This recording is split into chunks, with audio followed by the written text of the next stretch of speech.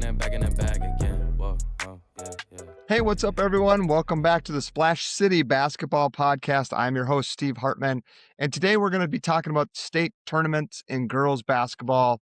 It's state tournament week here. The focus of the girls basketball tournament is on Dinkytown at the University of Minnesota. They'll be playing games at Williams Arena and Maturi Pavilion. And if you've been following the Star Tribune's coverage, either at startribune.com or Strib Varsity, you've likely seen the work of my guest today. It is Cassidy Hettesheimer.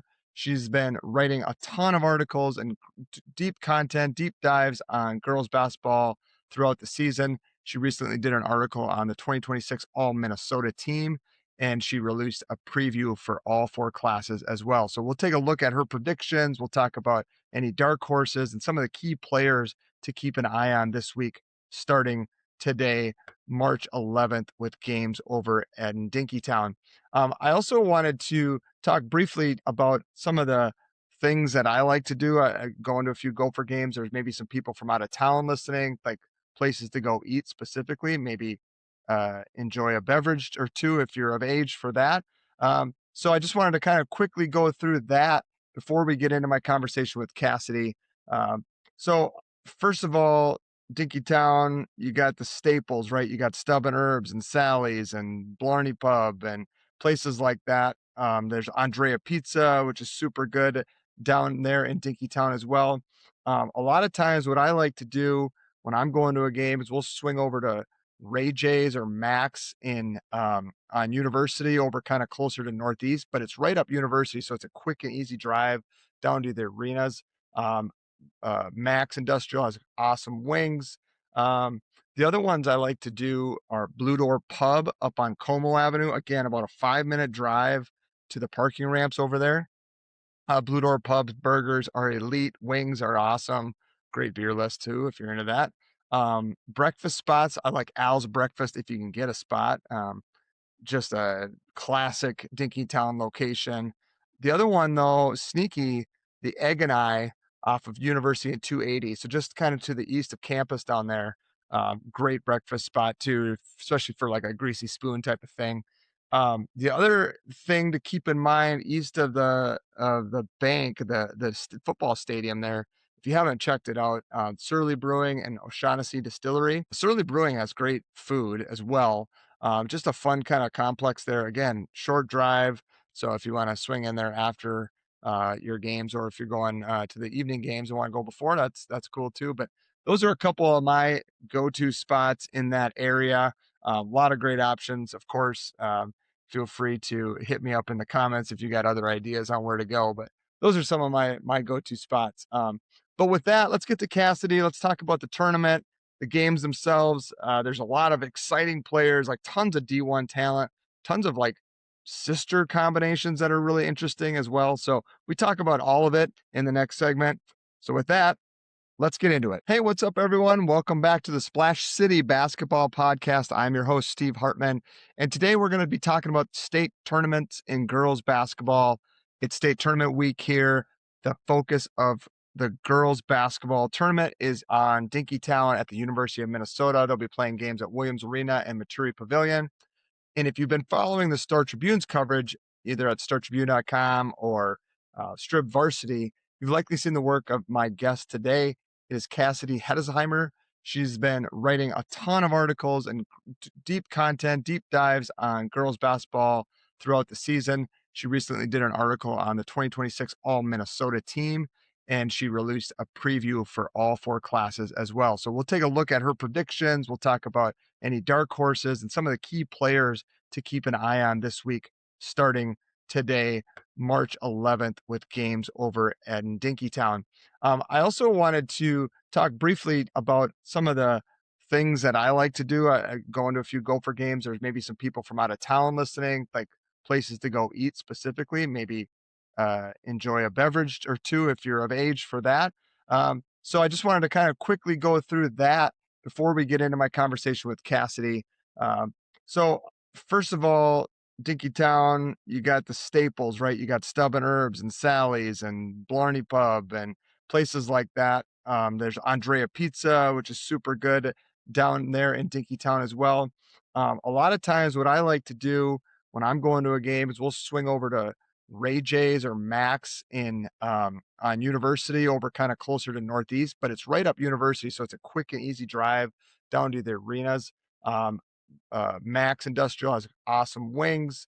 Um, the other ones I like to do are Blue Door Pub up on Como Avenue. Again, about a 5-minute drive to the parking ramps over there. Blue Door Pub's burgers are elite. Wings are awesome. Great beer list too, if you're into that. Breakfast spots, I like Al's Breakfast if you can get a spot. Just a classic Dinkytown location. The other one though, sneaky, the Egg and I off of University and 280. So just kind of to the east of campus down there. Great breakfast spot too, especially for like a greasy spoon type of thing. The other thing to keep in mind east of the bank, football stadium there, if you haven't checked it out, Surly Brewing and O'Shaughnessy Distillery. Surly Brewing has great food as well. Just a fun kind of complex there. Again, short drive. So if you want to swing in there after your game. All right, the girls' state basketball tournament kicks off today. It is a fun time of year. Last year, I got a front row seat. My niece won the Class A state tournament with her team. But this year, I'm bringing on an expert to talk about all the games, the players to watch. Is it going to be chalk? Is it going to be upsets? What can we expect? Cassidy Hettesheimer from the Star Tribune and Strib Varsity is joining me. Cassidy, thanks so much. Thanks for having me on. Oh gosh, expert is a high bar to live up to, but I'll do my best. Right. Well, I mean, you've probably watched a fair amount of girls basketball. It's really, I think just the last, I don't know, 10 years, the girls basketball scene in Minnesota has come a long way, and there are just outstanding players all over the state too. And it's not just the metro. You're a transplant from Georgia. What Mhm. is like high level? What is your observations about the girls basketball scene here in the state of Minnesota? Yeah, I mean, it's super strong. Growing up in Georgia, there were standout players that I knew in school that, I knew around um my county. My high school has a McDonald's All-American this year. I go to Notre Oh, Dame for the first time in a while, I nice. think. I don't know if might be Naismith Player of the Year watch list, but one of those high, impressive accolades that we've seen Sure. some Minnesotan players get here in recent years. But no, I mean, I've been so impressed by just the variety of different strong programs, whether it's metro public schools or smaller, towns with some really great teams in 1A and 2A, up north, down south. It's just, yeah, it's super impressive and such a high level. So many players have been really fun to watch. I started off the season um, in November. I went to a breakdown tip off event at Southwest Christian and just spent the whole day, sunrise to sunset, um, there, and got to see so many great players. And I think that was, just kind of set the tone for the whole season. I was like, this is just a great appetizer for an awesome season and so many great players. That's funny you bring that up in November because I think I've talked to some coaches, and I coached my son's sixth grade team that just wrapped up. But it's such a grind, right? Like basketball season, you go through and it's fall, and sometimes the weather's okay, and then it gets real rough, and now you're in spring, and it's just like this renewed energy. What is it like covering that throughout the year? Do you feel that kind of same ebb and flow of the season? Well, we've got as much as, I love covering basketball and getting to tackle basketball stories, part of the thing that makes, I think, what we're doing over at the Strip interesting is that a lot of us are, dipping our hands in a lot of different things, writing about hockey, writing about basketball in the winter, particularly, Hmm. skiing, uh, just a variety of things. And so, um, I've been kind of bouncing back and forth between girls hockey and girls basketball, which, talk about two sports with a really big footprint and really strong talent pool in Minnesota. Those two Hmm. are you can't not mention those two. And so we kind of joke that the winter sports, especially once you get to tournament season, are like a marathon, not a sprint. The spring state tournament season is pretty condensed where it's a lot of state tournaments, but in just the span of like 2 or 3 weeks. the fall state tournament season. There's a little bit of a break between like soccer and volleyball and football. But once you get to basketball and wrestling and hockey, and it's just back to back to back to back, Hmm. it can kind of feel like a grind. So, we try to, keep that in mind going into the season. And if we have some interesting sort of long-term stories we want to tackle, kind of trying to do those in December and January, and then things really start to heat up. And so, we're going out to games, we're watching players, we're talking to, players on stories maybe about like a specific team, or I got to do one this year kind of looking into different team and people's perspectives on ACL injuries. And so, Mm, uh, you know, we kind of do those ahead of time, and then the state tournament crushes, yeah.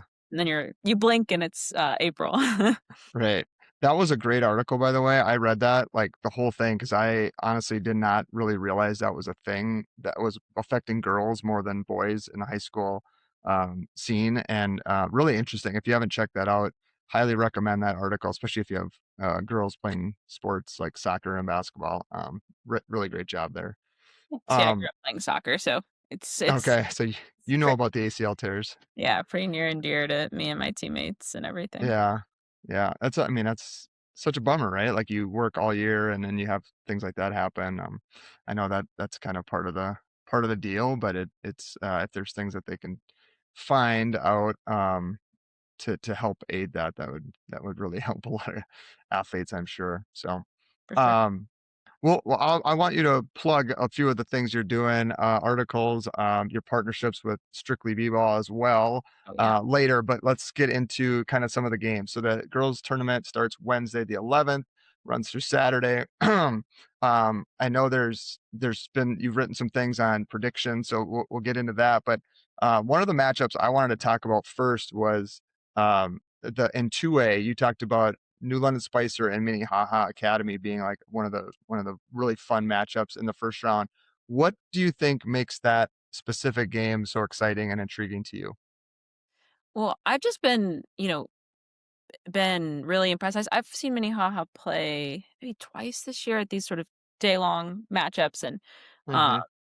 one of them was at the beginning of the season, and I know they've dealt with a lot of injuries, just kind of throughout the year, and they've got a lot of really young players, some really good defenders, and I don't know, it's some of these teams that small class teams that play a lot of 3A and 4A schools throughout the season, they can add up to 10, 11, 12 losses, but Hmm. you know, they're playing these really tough schools that are much larger than them, and so, Hmm. I just these are 2 programs that have a really strong state pedigree. Um, New London Spicers, obviously, I think they're 29-1, so they're gonna be a tough team to beat, and, they've got a great coach, the winningest coach in state girls or boys basketball. Uh, Yeah. and so, yeah, I don't know, I'm excited that sort of the history and um, the fact that I don't know, to me, like, Minnehaha is kind of uh, like a dark horse, they've been tested, so you never know what's gonna happen Right. when put out there under the bright lights. Yeah, yeah, both teams, and then there's 2 other teams in 2A, Providence and Duluth Marshall, who've also played a lot of Mhm. bigger schools. Obviously, when you're good, you wanna get tested before tournament play. That one I think is, if they could meet in the championship, I was personally super bummed that Tori Orline and Crosby got knocked out because I did want to see that matchup again. But Chloe Johnson kind of being the sophomore, Greenway being a senior this year, that could be a fun matchup.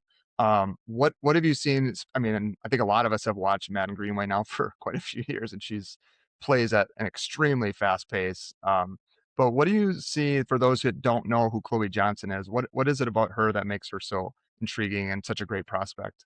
Yeah, I mean, yeah, no, just that's class 2A, section 7 is so tough to get out of. I mean, Duluth Marshall, Proctor, like, is a great Hmm. team too, that Duluth Marshall had to beat, in order to make it to the finals. Um, Obviously, you know, Pequot Lakes that they ended up playing. Hmm. So that's a tough one that was always gonna be a grind to get out of, and yeah, uh would be remiss to not mention just, I mean, yeah, how impressive Tori's high school career is, and how awesome it'll be that everyone in Minnesota can keep watching her at Williams Arena as Yeah. a Gopher. Yeah. Far from her last time on the raised courts there. But yeah, no, I mean, Chloe, I watched Duluth Marshall play a really good Orono team close early this year. Obviously, they're a little uh, bit of a hike to get up to their home games, but we had strictly our B-ball folks go up there and catch a game with them. They got stuck in a really bad snowstorm, but they Yeah. hauled it up there. They were so dedicated and got up there and caught a game. And no, I mean, she's someone who impacts team at every level. I mean, I think we see this in sort of these elite, small, small school point guards, Maddyn and Tourney. They both hit the thousand mark in points, rebounds, and assists. They're the only players to do that, and I would put a lot of money on Chloe doing that at some point here. Not Yeah. totally sure how close she is. I know she's at 3,000 points. So Did many that. I points. think she hit that this year, yeah. And so Yeah. she's just someone, I mean, 30, 10, and 10 is, like, not an uncommon stat line for Hmm. her. Just smooth and, impacts the game at every level. It'll be really fun to get to see her sort of make her Williams Arena, debut there, and she's got, just such an awesome story, I know one of our columnists, Chip, Scoggins, who, yeah, I Hmm. mean, he everything he writes is a must read in my opinion. Yeah. Yeah. But he did a really awesome job a couple years ago of going up there and profiling Chloe and her family, and so yeah, it'll be a well deserved tournament for Duluth Marshall. For sure. Yeah. Another one of those small town kids, I think it's Northome Kelliher, has a girl that's averaging like 8.5 steals per game, Yes, which is like there. crazy, crazy numbers. You mentioned the University of Minnesota. I think it's one of the Ramlaw girls from Rosemont is also committed there as a Yeah, junior. Michelle. Um, what when you look at that 4A tournament, I mean Hopkins favorite. I mean, they're always really, really good. Who else in that group do you kind of keep an eye on as like maybe their potential winners or at least upset picks against, somebody like Hopkins? Yeah, I'm really excited for this 4A tournament. I do think, um, even though I know, I went out and was at the Hopkins Wayzata Section 6 final, and like, I hated that like all the section finals are on that Thursday with a couple of them I know. on Friday. But I was like, can I not be in like 10 places at once? Right, right. Thank gosh you could stream some of them Yes, now at we were least, we were sitting up. We were streaming that game, and I was up there and was sitting next to the folks that were streaming it for us, and I had my computer, and I think the I had the Duluth Marshall game pulled up at one point. I had like Maple Grove Mounds View on my computer, and then I had my phone North and Rochester Mayo, and uh, Yeah. had all these going on. And we kept giving everybody updates during the game.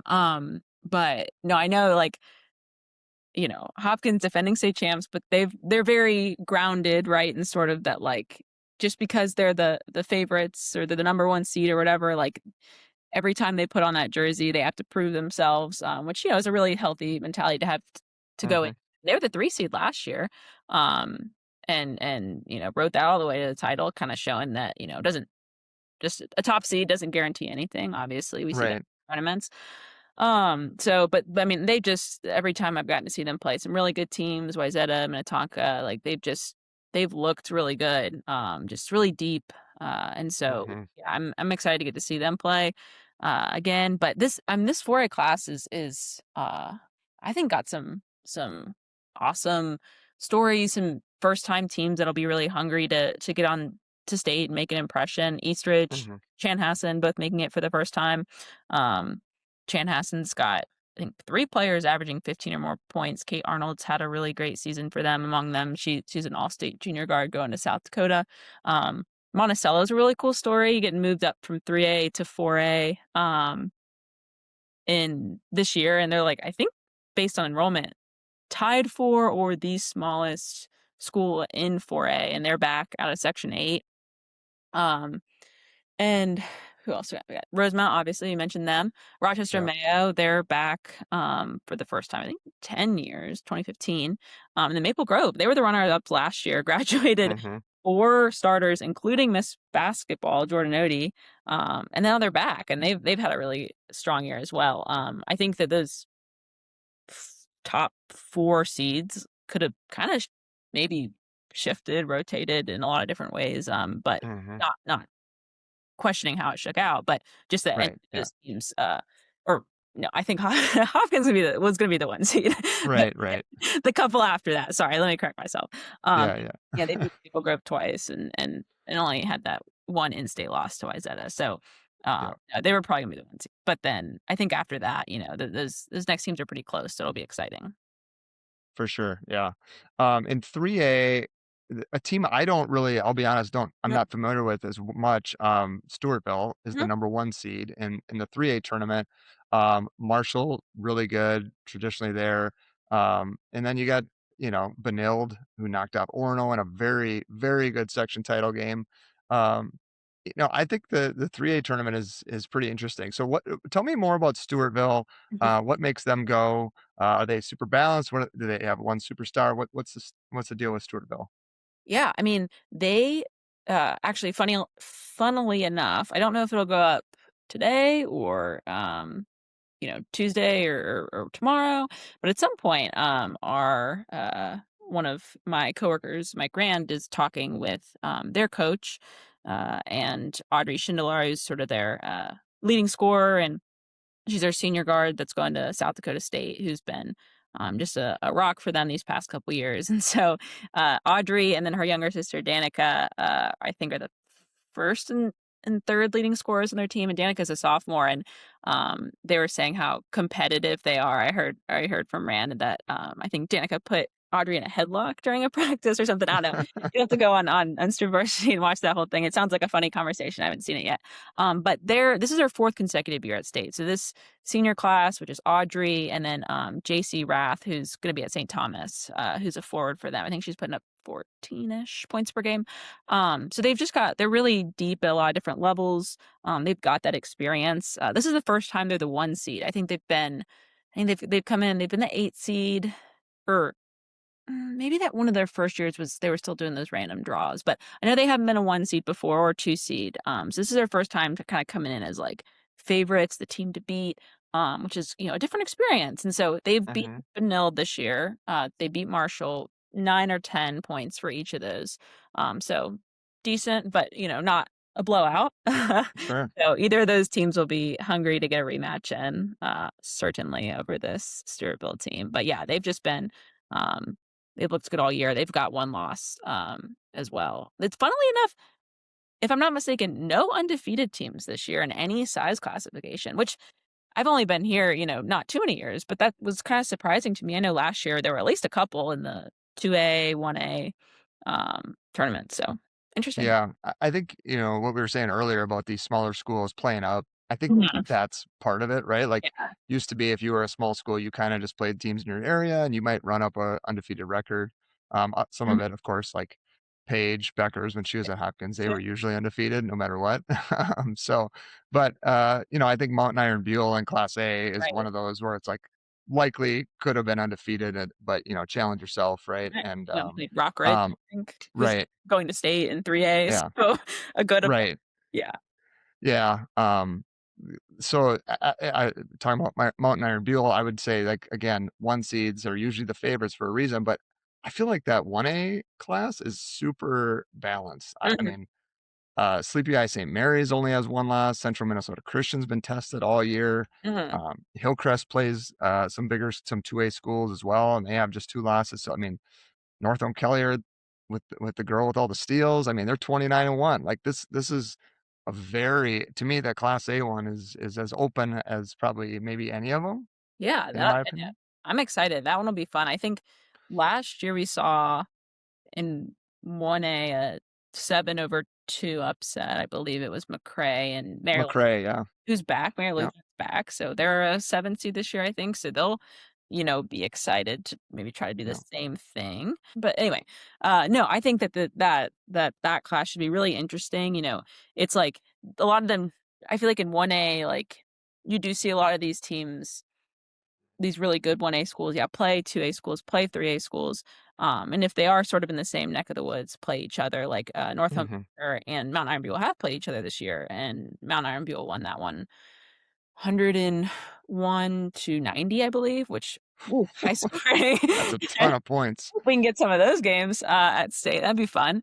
But same with like Sleepy Eye St. Mary's has played some of these teams in this. Hmm. I'm pretty sure everybody in this one I feel has probably played at least one other team from this tournament. But sometimes just geographical distance means they can't match up with Right. everybody, and so we don't see necessarily a Sleepy Eye St. Mary's versus Mount Iron Buell regular season game. Sure. So we get to see new teams kind of match up in different ways, which to me is fun and can lead to some maybe unexpected results. Yeah, for sure. All right, so we've kind of talked about high level all the brackets, and I don't want to hold you to this. This is more for fun. Nobody email Cassidy and be upset. But give me a prediction for the winner and a dark horse for each class, and we'll start with Class A since we were just there. Class A, okay. Oh, do I have to stick with my predictions that I wrote online? I mean, you don't have to, but that's kind of flip-flopping. You're not hedging your bets here. Come on now. Oh, yeah. I'll pick 3. I'll pick the dark horse and then this one online.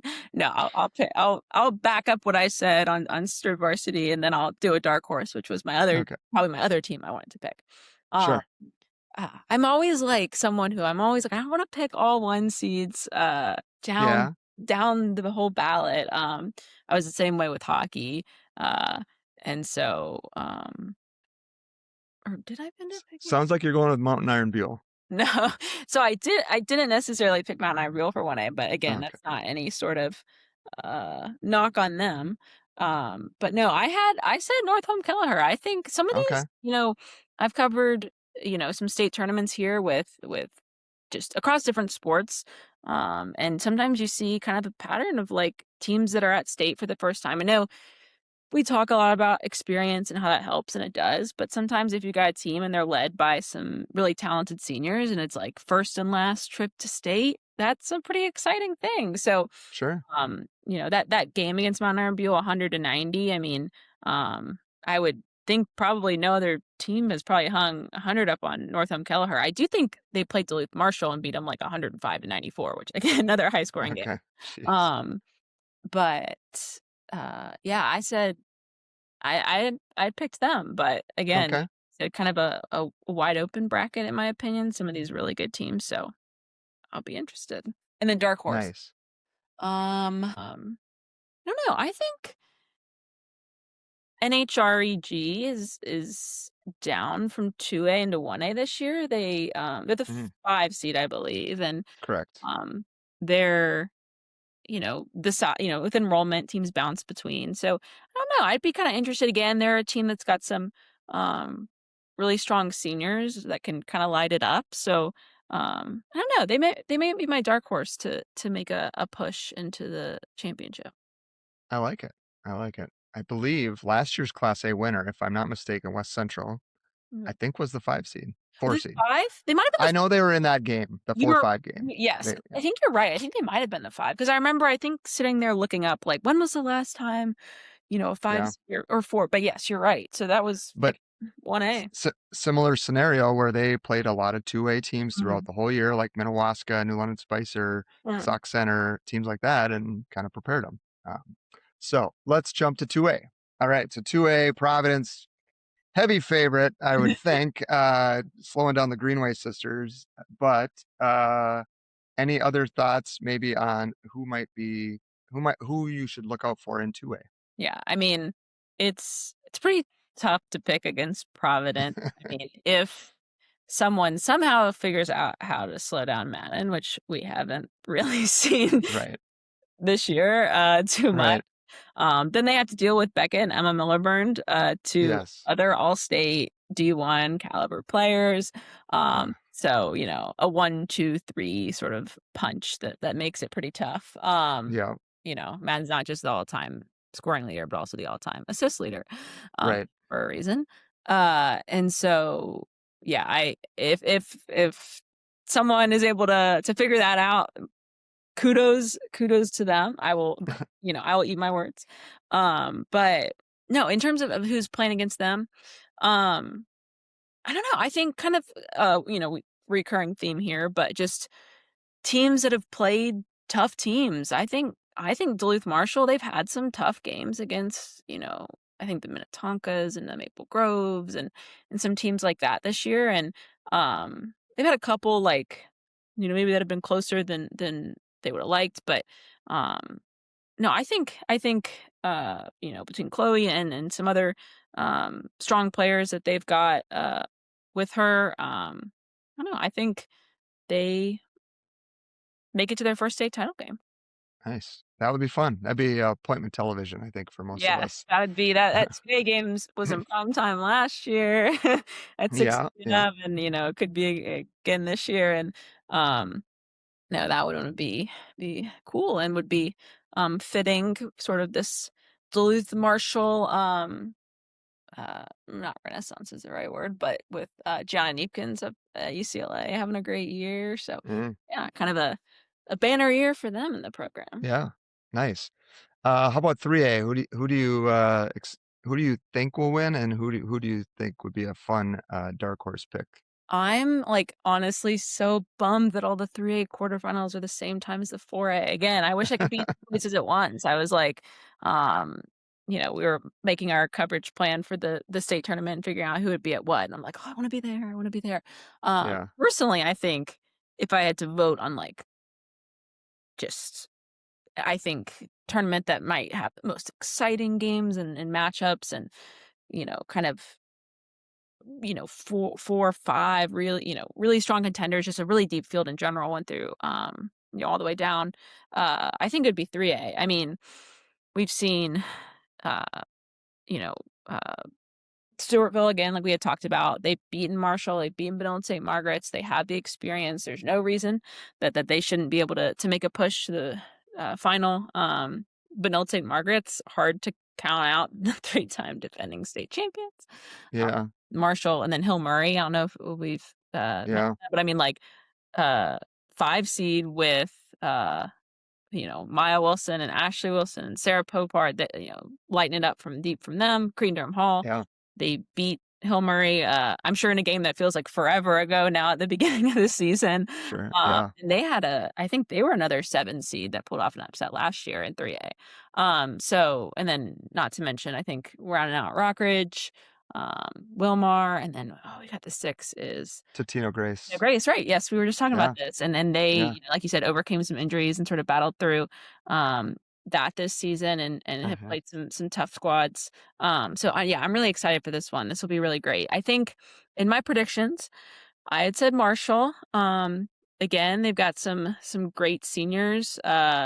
Reese Drake, Talia Bigler. They're both going to Southwest Minnesota State. Reese for volleyball and Talia for I don't know if I might be butchering that pronunciation. See, as a writer, sometimes you're you know how to spell it. You know how to spell it over again. But two really strong seniors. They've got a volleyball state championship with a couple of those players this past fall, actually beating Benilde St. Margaret's, funnily enough, over on stribvarsity.com. My colleague Marcus Fuller, who's been doing some girls basketball for us this year in addition to boys basketball, does basketball across Minnesota weekly. Really interesting call, and always find some interesting nuggets across the state. He just had a little preview about that, so there's more information there. So I had Marshall avenging last year's state championship loss to Benilde St. Margaret's in the semifinals, and going on to win state. But I don't know. I mean, it's not a dark horse to pick the number 1 seed in Stewartville, but if my pick is going to go to the 3 seed, I think if I had to pick another team, I think Stewartville winning a first title this year is a possibility. It would be nice, pretty cool to see. Yeah, for sure. Friend of the pod, Travars Bennett, head coach at Totino Grace. So I'll be pulling for the Eagles there.